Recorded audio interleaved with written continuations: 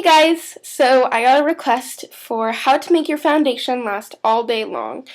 So I'm going to be taking you through some simple steps and bringing up products that you can use and tips on how to make your foundation last all day long. So let's get started. So the first step is to moisturize, okay? Don't over moisturize because that's actually really bad for your skin. I'll tell you why later. If you do have dry skin, though, I do suggest that you use moisturizer. But make sure that it's for your face or for sensitive skin. Don't use any lotions that are like this. These are good for your skin, not for your face. These little things, the little scented hand lotions, will make you break out, no matter what skin type you have. I'll move on to that one later. Actually, I'll talk about that later. And then body lotions. Don't use body lotions on your face. They're really bad. They're good for your legs, but they're good for your legs and your arms and hands and everything, but do not use them on your face. Your face skin is a lot different than the rest of your skin because it gets a lot less wear on everything. Like your legs are constantly rubbing up against cloth and everything. So your face skin is a lot more delicate, a lot thinner, and you can't just slather on things like St. Ives. St. Ives is actually a really good brand for body lotion, but not for your face. Don't ever use body lotion on your face unless it's like really nice lotion from like, I don't even know. I can't think of anything right now because you pretty much should never use body lotion on your face. Nothing like this, no like scented anything on your face. Try to stay away from that. That'll make you break out because of the perfumes. I suggest Cetaphil just because it's a really good brand and it's got a really good reputation. They've been around for a long time. It's like dermatologist accepted, like hypoallergenic. It's really good for your skin. So the next step is also part of like preparation for your skin. If you have oily skin, this is for you. The last moisturizing is for dry skin. One more thing. If you have dry skin, try to exfoliate a couple times a week.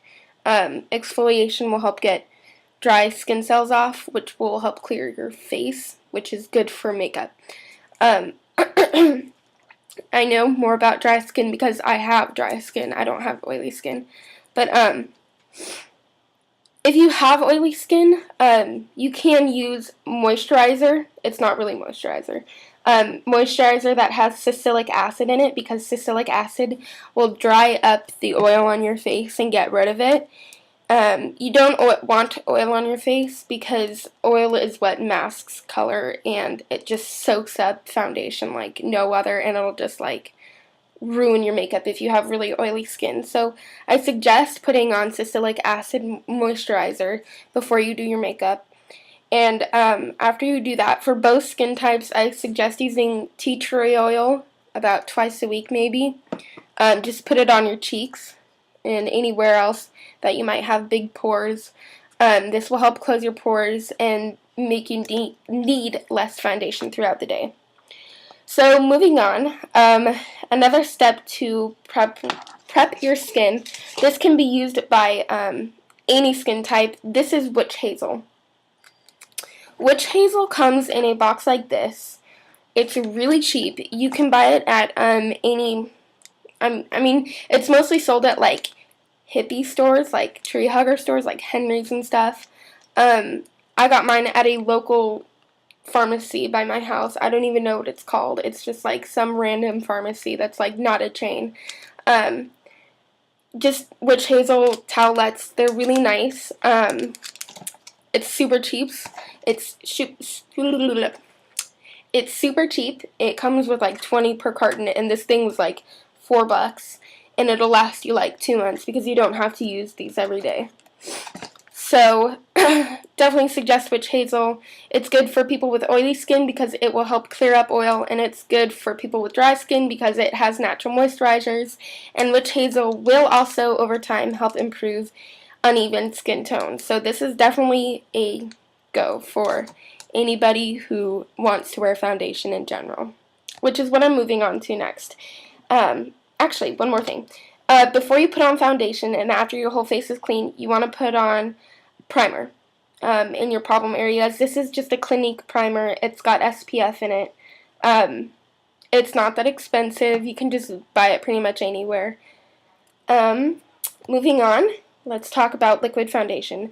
I originally didn't wear liquid foundation for a long time, and then last week I met up with a professional makeup artist, and she suggested that I start using liquid foundation because it will help clear up uneven skin tone more than powder.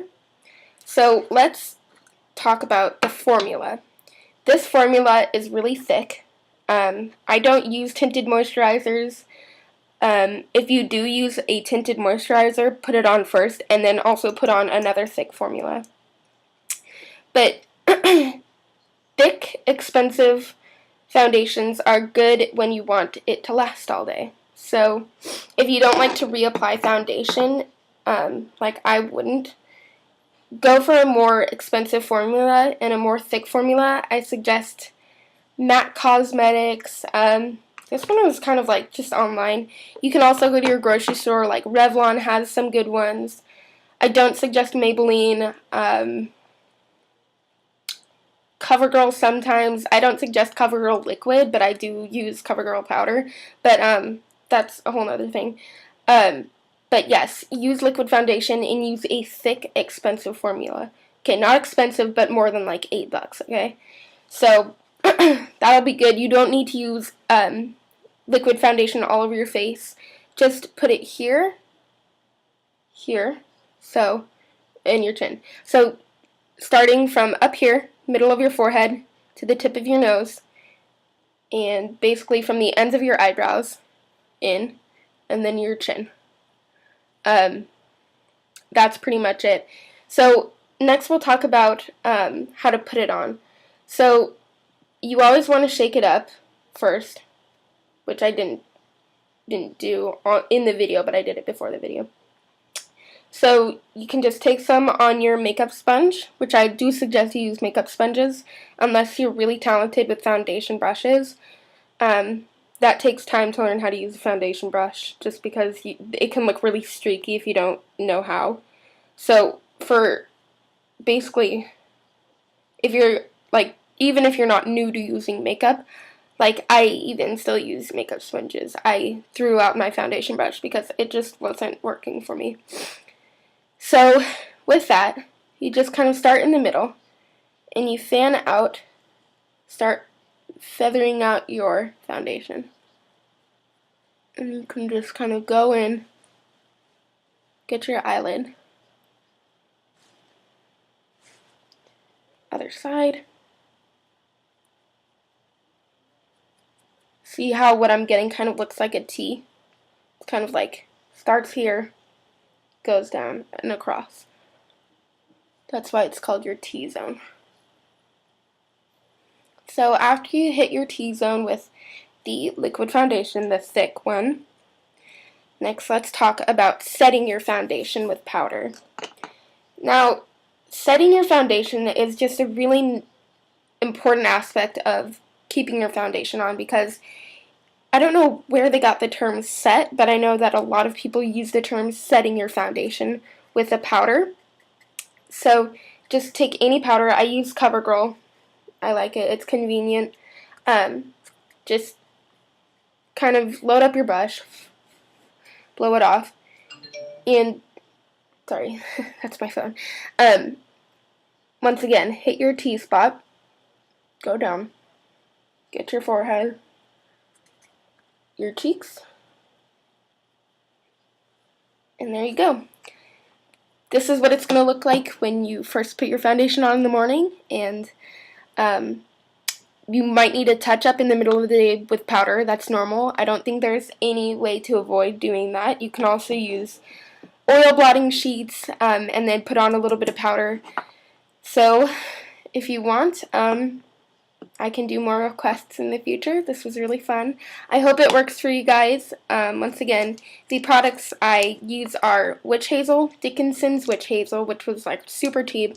and a little bit of primer with SPF and Cetaphil, which looks like that. Actually, you can get Cetaphil like anywhere, and it comes in any kind of packaging. And tea tree oil, just from Trader Joe's. It's all really cheap stuff, and it'll help you get a really great result with keeping your foundation on all day. Thanks for watching, and don't forget to comment if you need any more help. Thanks. Bye.